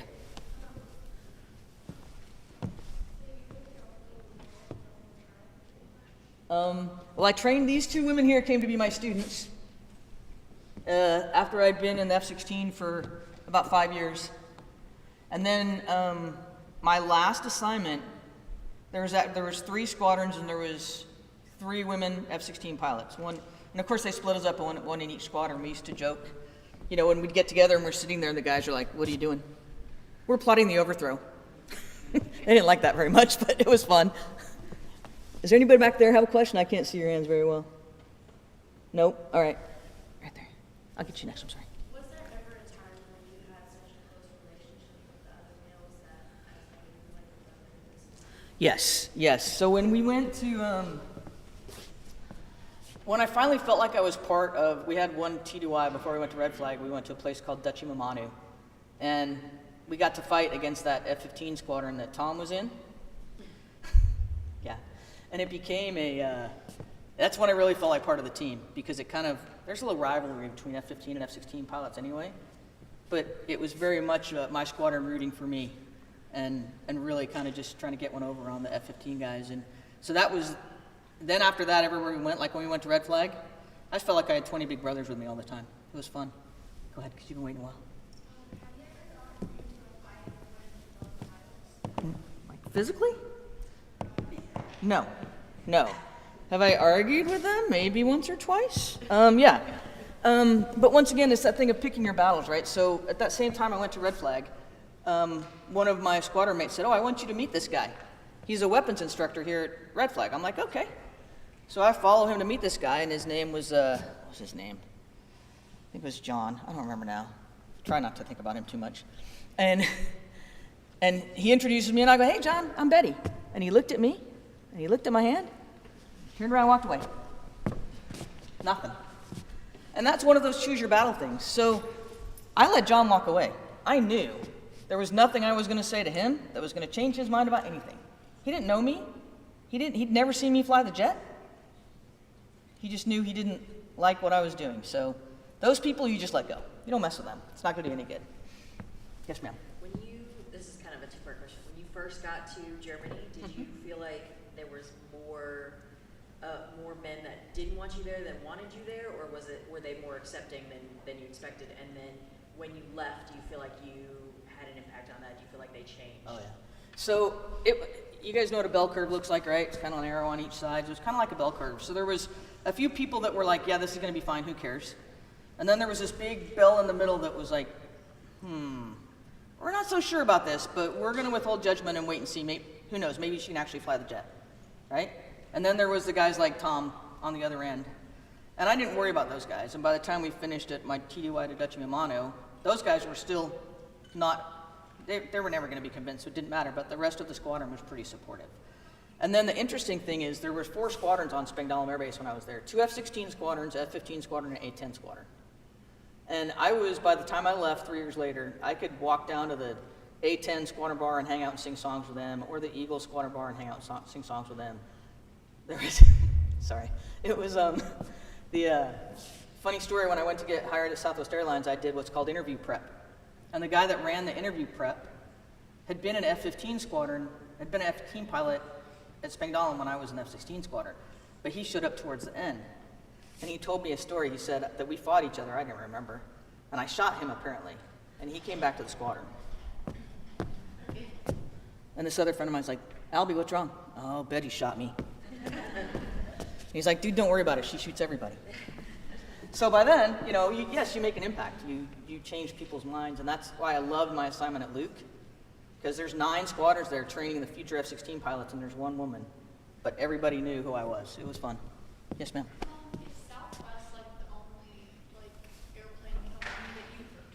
Yes, that's the only airline. I went straight from the military to Southwest Airlines. They give you credit for those 20 years of flying other things. Yes, ma'am. Since you retired, do you still have the opportunity to fly? I have not physically flown an airplane since August of 2020. And I thought I would miss it more than I do. I think I've just been doing it for so long. I think I will miss it eventually. But right now I'm enjoying not having to get up at 3 in the morning, sleeping in my own bed on a regular basis. The airline life was not the best. I still enjoyed the flying, and I can't tell you what it looks like from the cockpit on a moonless night. When you're up at altitude, you can see the Milky Way beautifully. It's gorgeous. You can see the whole streak of it. I mean, and it's great. I miss that. I don't miss getting up at 3 in the morning. So, yeah. Anybody else? Nope. All right. Oh, I'm sorry. Yes, go ahead, sorry. Yes. In your bio, it says you were ejected from an F-16. What was that like? Oh, yeah, that was fun. Not really. How much time do we have? Do I have time to tell a 5-minute story? What did you ask? Okay. I'm gonna put this down because I don't need it anymore. Yeah, so if any of you have studied airplanes, I think some of you are studying electrical systems now. The F-16 is often called the electric jet. It has so many backup electrical systems. Anyway, I was flying back from an air show, just a static display that we'd done with some friends, and I got a battery low light, which is, in the F-16, it's kind of a big deal, because if your motor quits, it's the battery that provides the ignition to start it back up. And we only have one, so we fire what's called our emergency power unit, and then that will provide, if your motor quits, that will provide electricity to start your jet back up. Great. So I did that just like I was supposed to. And then I lost my radios. So I couldn't talk to my wingman, which isn't, again, that big of a deal because we have procedures for it. So he's going to take me back to Luke, and we're going to fly straight in, and he's going to pass the lead to me when I'm cleared to land, and that's how I know I'm cleared to land, and I'm going to land. No big deal. But when I put my landing gear down, I didn't get the 3 green lights I'm supposed to get. So I'd heard them go clunk, clunk, clunk, because when there's no radios and you're in your own jet all by yourself, everything seems louder than normal. So he tried to give me the lead to land. I shook it off. He went and checked my gear, gave me a thumbs up. We came back around to land. Well, I landed, and I lowered the nose to the ground like we do, air brake for a little bit, bring the nose down, and then I stepped on the brakes, and my feet went straight to the floor. Nothing at all. Of course, we train for this, right? We train for everything. So I switched to the other brakes, straight to the floor.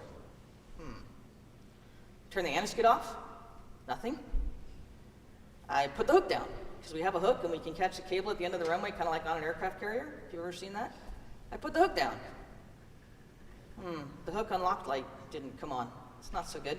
But hey, my gear lights aren't working either, so maybe my hook's gonna work.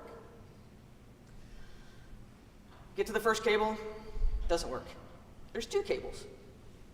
So in between the 2 cables, I try cycling my parking brake, which is most likely going to blow the tires, but I don't really care at this point, because I'm approaching the dirt and I'm still going 70 miles an hour, which is a lot. In a F-16 has a little tricycle gear, it's not good for going off-road at all. So I passed the second cable, nothing, and now I'm in what's called the overrun, and there's these orange chevrons. That's like 1,000 feet of overrun, and I get towards the end of that, and they tell you from the first time you start flying F-16s, if you are approaching an unpaved surface at greater than taxi speed, eject, because that airplane will flip over. So I reached down and I pulled the handles. The first thing that happens in an emergency like that when you pull the ejection handle is time slows to a crawl. I pulled that handle and it seemed like it took forever for anything to happen. And I smelt it before I saw it, but then I could see some smoke billowing at my feet. It's black and gray smoke, and then I started moving. And I was glad about that. But when the F-16 seat ejects, you're subject to 13 Gs, and a G is stands for the gravitational force of the Earth. Roller coasters, about 3 to 3.5 Gs. When you feel all squished down in your seat, you know? Well, this is 13 Gs. The body can't handle that very well. So I could momentarily not see anything, because basically my heart couldn't pump the blood up to my brain because it was too heavy, if you will, to put it in simple terms. But I knew I was moving, and that was good. So then as I separate from the airplane, and I feel the seat fall away, and I feel the parachute open, and I look up, I'm like, yes, I have a good chute. At least something is working right today, right? So I look up, I'm like, all right, and I start doing my procedures, and then I see my airplane on the ground, and it's going super fast. And I think to myself, wow, I'm glad I'm not in that anymore. And right then is when I hit the ground. And they teach us to do a parachute landing fall. So I'd been in the military about 14, 15 years by then, maybe a little longer. So that was how long ago they taught me how to do a parachute landing fall. And mine wasn't very good. You're supposed to bend your knees and roll so your hips take the impact. And I landed on my feet, and then my rear end, and then smacked my head. I still had my helmet on, so it didn't really do any damage to my head anyway. But my airplane kept going. Like when I ejected, the force of the rocket motor that I was sitting on basically pushed the throttle up to full power. So the airplane scooted across. It hit, there's like a dirt berm before the inner perimeter fence. It hit that and got airborne again, all by itself. And it took out 300 feet of chain link fence and drug it across a public road called Northern Avenue and landed in a farmer's field, crunched and turned around and faced at the runway. It was absolutely totaled. $25 million jet. Demolished. Woo. Yeah. In the meantime, I land, I get up, right? And nothing hurts right now because of adrenaline. Adrenaline is an amazing thing your body does for you. And now I'm just mad. I do not understand. This emergency that I had, there was no checklist for it. There was no procedures. I couldn't talk to anybody about it. So I just did the best I could, right? And now that I did the best I could, I'm sitting on my rear end in the dirt with my jet totaled.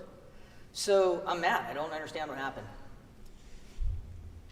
When they finally get me in the ambulance, right? Because everybody comes running over, the fire department in their big old truck and all the people, and my heart rate was 180 beats per minute. 180. All I'd done was sit on the ground after I landed. Yeah, so the big thing about that, and I'll tell this part of the story. So it wasn't scary at the time. We're very well trained in emergency procedures, and I had never been scared about flying the F-16 before. And the ejection wasn't scary. I mean, I didn't have time to be scared of anything. It seemed like it took forever, but from the time I pulled the ejection handle to my chute, it was like 2.3 seconds. It seemed like it took a half hour to me. But the point is, I had to decide if I was going to go back and fly again. I hit so hard that I cracked my tailbone. I had friends that saw me, they said I bounced. I don't remember bouncing, but yeah. So this was one of the best lessons I learned from that, was I learned how to develop my courage. I mean, I'm sure you guys have been nervous about stuff or concerned about stuff before, but now I got to the point where, logically I could fly. They cleared me medically to fly 11 days later. And logically I knew the chances of something like that happening again, very slim, right? But emotionally, I was still a little traumatized from landing in the dirt. So I thought about it. I don't know how you guys all make decisions or when you're, facing a big game or a big test or something, and I just thought about it. I'm either gonna have to get back in that jet or I'm gonna have to give up something I really loved and I worked really hard to do, right? So I thought about how much it meant to me, what I had to gain if I went flying and what I would lose if I didn't. I thought about how my family felt about it. My husband met me in the emergency room. My mom and dad got calls from him that I was okay. But they supported me. And when it came down to it, the ejection system worked exactly like it was supposed to, and I was relatively uninjured.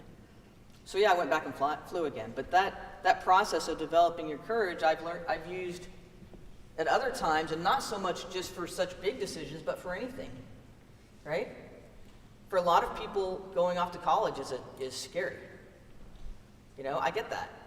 But what do you want to do? Do you want to stay, live at home, and go to community college, or do you want to try to go out and do something different? Or do you, so you can use that method of your courage, stepping back and thinking logically about whatever it is you're thinking about, all right?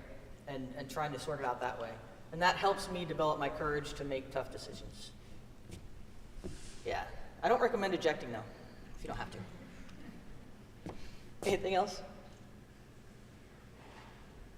All right, thanks guys.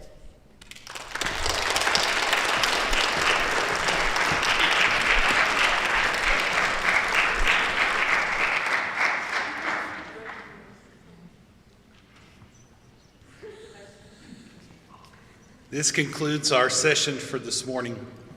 Again, we'd like to thank all of you, especially those of you who came to us from other districts. We hope that it was a worthwhile trip, and that we hope that the messages that you've heard today encourage you and inspire you to take a step, an uncomfortable step towards your goal. That's what I did whenever we decided to create this event. Is you have to have a big lofty goal, and you have to be afraid that, hey, I could fail, but if I don't try, I won't ever know. So I am honored that you got to spend time with us this morning, and I hope you have a pleasant trip home, and I hope you have a pleasant weekend. We thank you for coming, and we'll see you soon. Thank you.